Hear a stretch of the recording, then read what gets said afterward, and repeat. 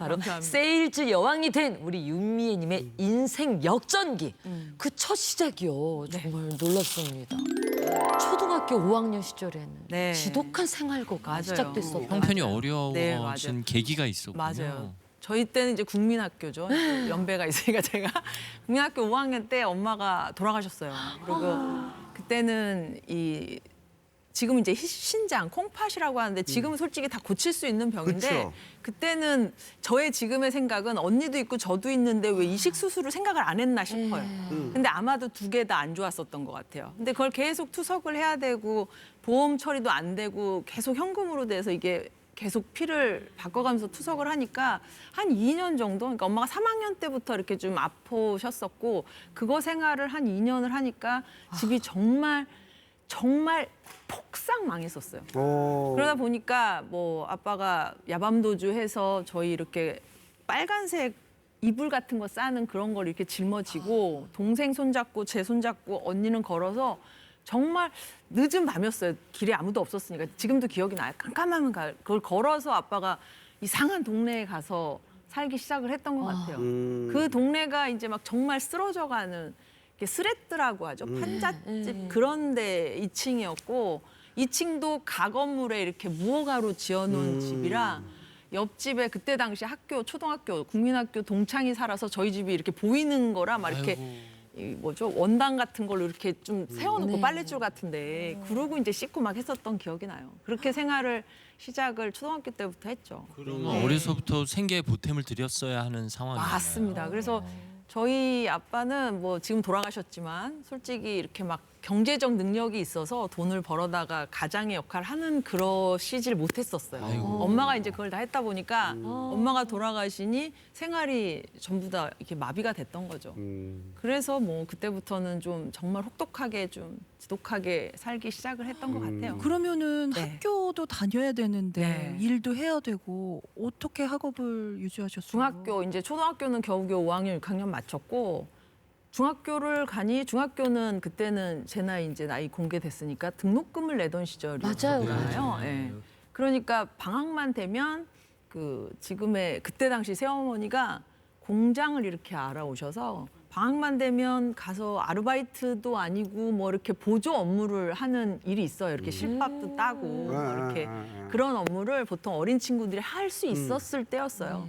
그래서 그때 월급을 받으면 다음 학기 등록금을 내고 또 내고 하면서 중학교를 겨우 마쳤죠. 네. 아니 그러면 고등학교는 또 어떻게 지나고? 고등학교는 그렇게 갔으니 이제 집의 분위기는 중학교까지만 마치자였어요. 네. 근데 그렇잖아요. 요즘 고등학교는 나와야지 하는 게 그때도 있어서 그렇죠. 고등학교는 나와야 되는데 어떡하냐 하니 그때 이제 새어머니가 또 어떻게 알고 산업체 고등학교라는 게 있었어요. 그 시절에. 네. 낮에 공장 다니고 밤에 학교 다니는 상고죠, 상고.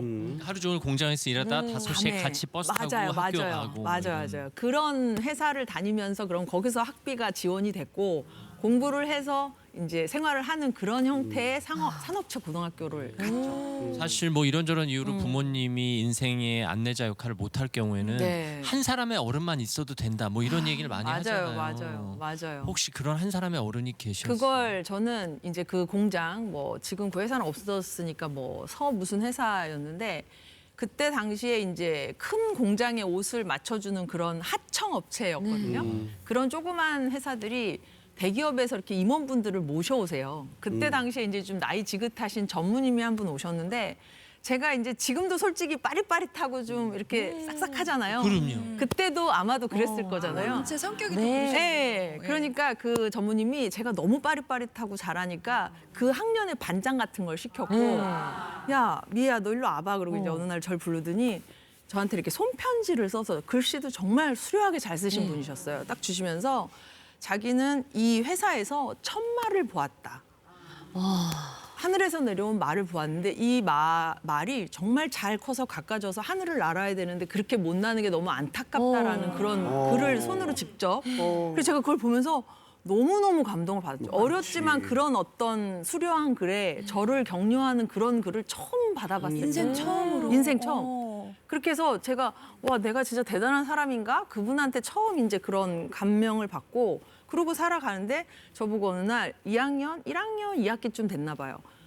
윤미애 씨 와보라고. 미애야 너 꿈이 뭐니? 그래서 여기 물론 안선님들도 있지만 제가 그때 내가 꿈이 뭐지? 그런 걸 물어봐 준 사람이 한 명도 없었으니까 그때만 해도. 그렇지만 막연하게 중학교 때부터 이렇게 앞에 나가서 얘기하고 노래하고 오락부장 이런 건 너무 좋아했었어서 그냥 막연하게 저 아나운서요. 제가 그랬었어요. 진짜 아나운서 정말. 하셨으면 잘하세요. 아니 이제 저보다 아나운서가 아이고. 의상과 제가 그 얘기를 했더니 그 전무님이 야 너무 잘 어울린다. 너 너무 잘할 것 같다. 그러면서 아나운서가 되려면 신문을 매일 봐야 된다는 거예요. 그래서 그때 당시 신문에 사설이라는 게 예, 요즘 맞아요. 논평이라고 있지만 사설에 보면 한문 한자가 그렇게 많았었어요. 그걸 한자를 모르니까 그분이 일일이 음을 달아서 저한테 매일 스크랩을 해서 주셨었어요. 그때만 해도 대단하시다. 사설 공부 엄청 했어야 맞아요. 아니 했거든요. 그게 보통 일이 아닌데. 그러니 너무 감사해요. 너무 감사해요. 그래서 저는 그래서 3년 내 사설을 늘 전무님이 해서 주셔서 읽어봤고 그러면서 이분이 이제 그렇게 격려를 해주니까 당연히 공부를 또 얼마나 열심히 했겠어요. 그랬겠죠.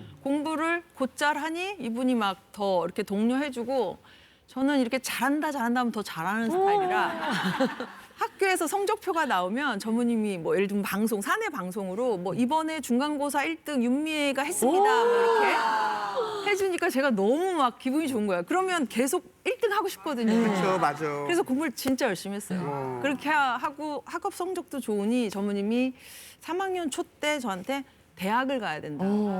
근데 그때 당시 산업체 고등학교 다니는 그 회사에서 내지는 그 고등학교에서 대학 가는 친구가 없었어요.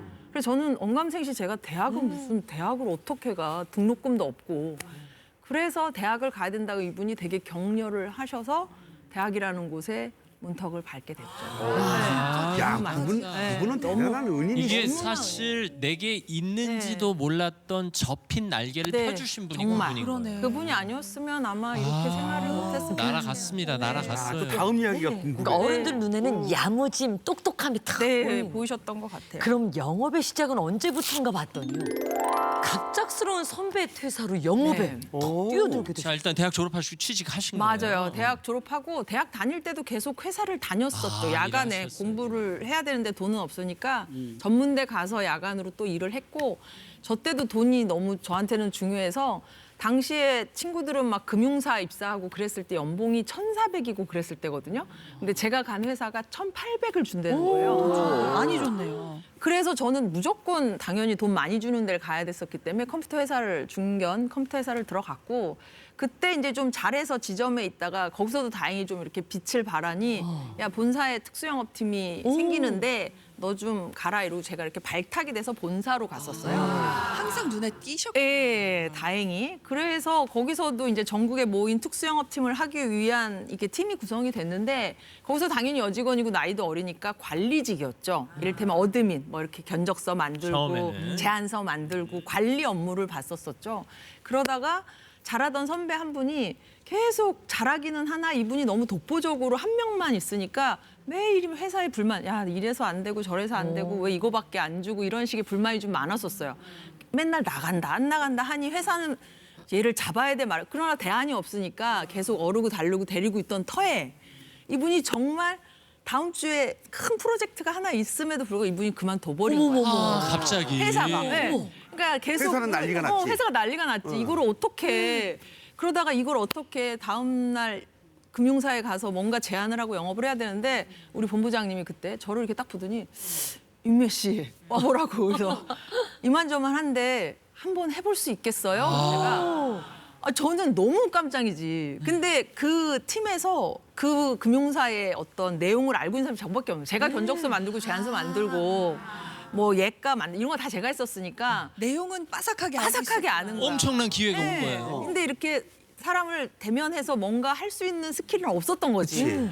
근데 그때 제가 무슨 자신감에 해보겠습니다. 한 거예요.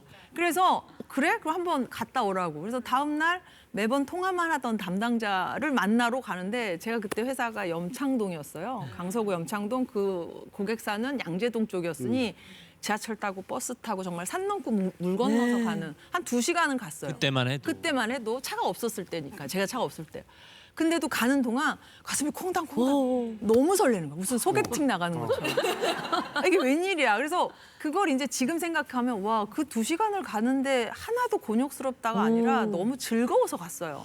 일이 좋구나. 그러니까요. 그걸 이제 그리고 담당자분 만나서 인사하고 뭐 하는데 이분하고 얘기도 잘 되고 뭐 이분도 잘 얘기해 주시고 제가 내용을 다 아니까 편하게 이제 얘기를 했죠. 그렇게 하고 이제 마지막에 제가 식사 한번 하시죠. 호기 좋게 처음 만난 날 그 고객을. 그때 이분도 되게 여직원이 갑자기 밥을 먹자고 하니까 근데 뭔가 회사에서는 어떤 딥한 얘기를 할 수 있는 상황이 아니었어요. 네. 그래서 그렇게 해서 그분 만나고 저녁 자리 해서 저녁에서 제가 도움을 받아서 그 프로젝트를 야, 역시 영업의 기재시가 되셨네. 네. 아직 자동차는 시작도 안 했어요. 자, 빨리.